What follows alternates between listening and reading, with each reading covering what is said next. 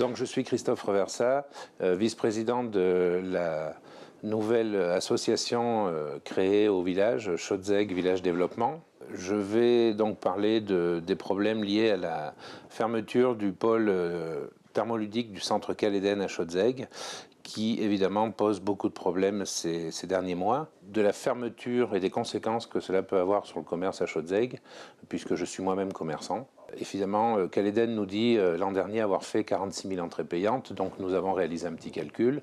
Cela fait à peu près 150, sur 10 mois, 150 personnes par jour que le village ne reçoit plus. Alors, plus ou moins axé sur les week-ends et peut-être un peu moins sur les débuts de semaine, mais en tous les cas, on se prive de 150 personnes par jour.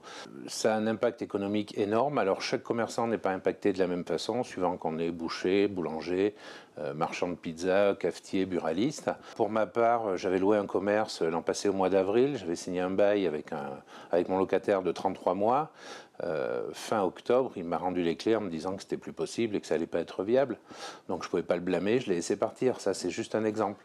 Ensuite, j'ai plusieurs collègues qui financièrement sont au ras des pâquerettes et ils n'en peuvent plus.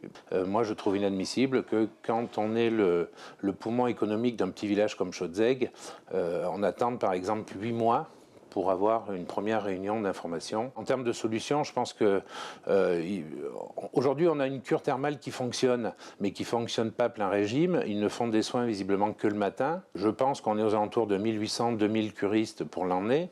Cette année, exceptionnellement, ils auraient pu faire des soins l'après-midi, ce qui aurait peut-être permis de pratiquement doubler la capacité curiste. Ça fait partie des solutions. Ça en aurait été une. Ensuite, on aurait pu rendre plus attractif le centre. Aujourd'hui, quand on regarde ce centre, on a l'impression qu'il est complètement mort et fermé alors qu'il n'a que 9 ans. Lorsqu'on est devant le centre, on a des barrières pour fermer l'entrée. On aurait pu faire quelque chose de plus joli, de plus sympa, de plus attractif. C'est pas une solution, mais lorsqu'on passe devant, on a l'impression de quelque chose qui est mort, qui est chaos, quoi. On parle d'un centre qui a été financé par de l'argent public, en partie. L'argent public doit servir d'essor pour lancer des actions, mais ne doit pas continuer à profiter, en ce qui concerne Caléden, à un privé. Nous, privés, lorsqu'on veut faire des travaux, il faut qu'on aille puiser dans nos économies, quoi. Je pense qu'en termes de gestion, c'est peut-être pas top. En tous les cas, on n'a pas tous les tenants et tous les aboutissants, et je pense qu'il y a plein de choses qu'on ne nous dit pas. Et c'est pour ça, d'ailleurs, qu'on a créé cette association, parce que par le biais de l'association, vu qu'on est plusieurs, on est plus solide et on peut se permettre plus d'aller devant pour poser des questions.